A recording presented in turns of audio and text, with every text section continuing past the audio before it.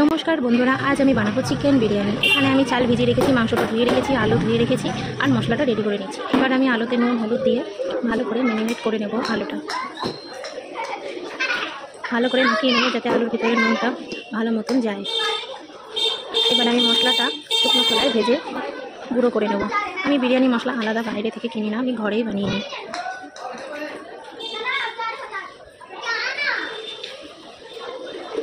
মশলাটা ভালো করে নেড়ে চেড়ে গুঁড়ো করে নেব।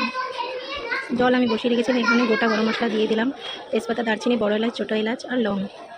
এবার মাংসটা ম্যারিনেট করে নেব।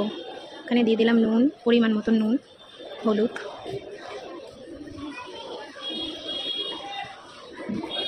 আর লঙ্কার গুঁড়ো, আর যে ভেজে রাখা বিরিয়ানি মশলা সেটা গুঁড়ো করে নিয়েছিলাম ওটা একটু দিয়ে দিলাম।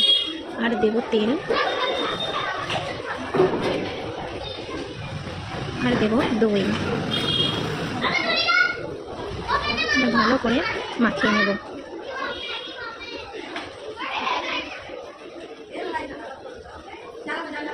জলটা ফুটে গেছে, এবার ভেজানো রাখা চালটা দিয়ে দেব।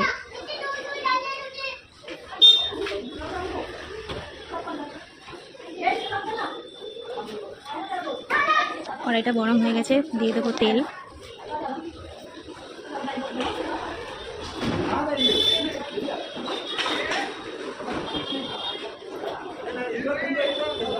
এবার বিরিয়ানির জন্য বেরেস্তা ভেজে নেব।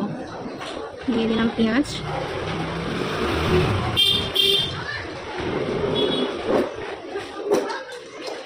এখানে আমি মাংসর জন্য আদা, রসুন, শুকনো লঙ্কা, কাঁচা লঙ্কা আর জিরে এটা মশলা করে নেব।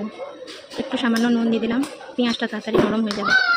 ভাতটা হয়ে এসছে, এবার প্যান ঝাড়িয়ে ভাতটা ঠান্ডা করতে দিলাম।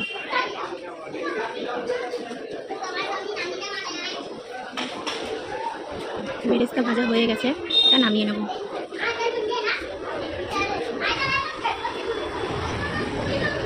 ওই তেলে বিরিয়ানির আলুটা ভেজে নেব। ভালো করে লাল লাল করে আলুটা ভেজে নেব। আলুটা হয়ে গেছে ভাজা, এবার নামিয়ে নেব।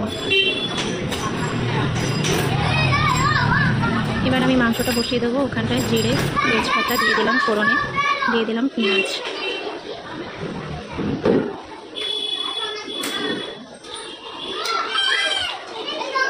পেঁয়াজটা ভাজা হয়ে গেছে, লাল লাল হয়ে গেছে। এই পরিমাণে আমি এবার দিয়ে দেবো মশলা। যে মশলাটা ভেজেছিলাম ওটা পিষে ওটাই মশলাটা দিয়ে দেবো। ভালো করে নেড়ে চেড়ে নেব। যখন রসুন গন্ধটা ছেড়ে যাবে তখন দিয়ে দেবো ম্যারিনেট করা চিকেনটা। এবার ভালো করে নাড়িয়ে ছাড়িয়ে নেব।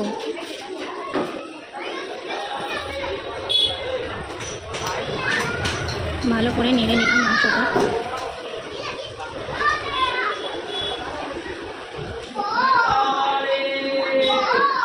আমার খুন্তিটা ছোট হয়ে গেছে, এর জন্য ভালো করে নাড়তে পারছিলাম না।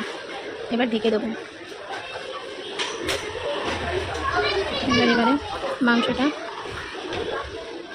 নেড়ে নেব।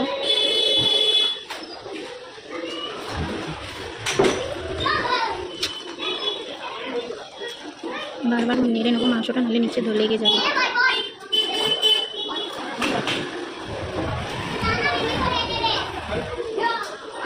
মাংসটা হয়ে গেছে, এবার নামিয়ে নিয়ে বিরিয়ানি দমে দেওয়ার জন্য রেডি করছি।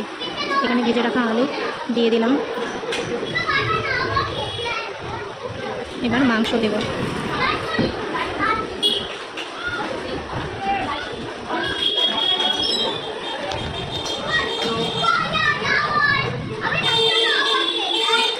এবার বেরেস্তা দিয়ে দিলাম। এবার ভাতটা দিয়ে দেবো প্রত্যেকে।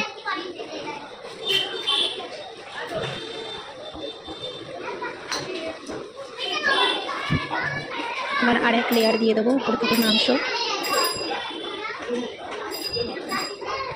দুটো লেয়ার দিলে ভালো করে বিরিয়ানিটা মিক্স হয়। এবার আবার আমি ওই একইভাবে বেরেস্তা দিয়ে দিলাম।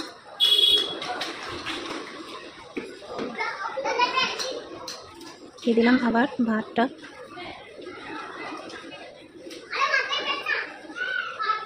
এবার দিয়ে দিলাম বাচ্চা যে বেরেস্তা ছিল সেটা উপর থেকে দিয়ে দিলাম।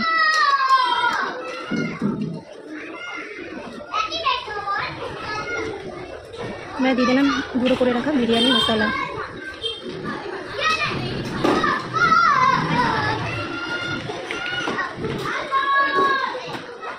এবার দিয়ে দিলাম বাটার।